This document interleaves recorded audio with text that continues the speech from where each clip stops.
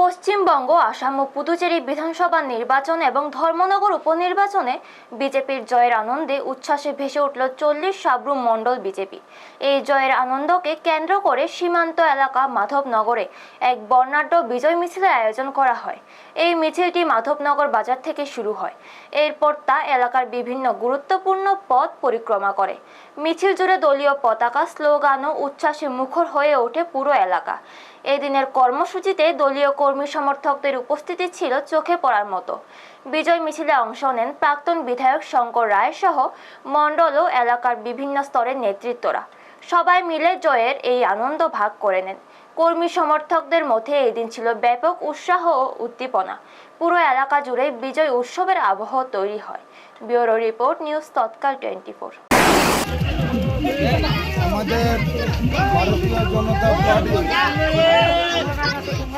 বিধানসভা নির্বাচন এবং ত্রিপুরা রাজ্যে ধর্মনগর বিধানসভা কেন্দ্রের উপনির্বাচন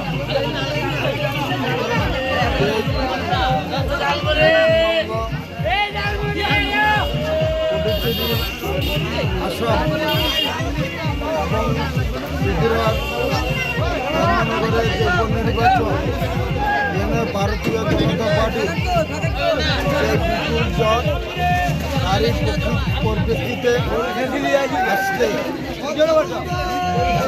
সাবরুম মণ্ডল বিধানসভা অন্তর্গত মাধবনগরে এক বিশাল বিজয় মিছিল সংগঠিত হয়েছে, যাতে করে যুব, মহিলা, বৃদ্ধ, অগণিত মানুষ যেমন হয়েছেন এবং তাদের যে উৎসাহ উদ্দীপনা এটা আমাদের প্রত্যেকের নজর কেড়েছে।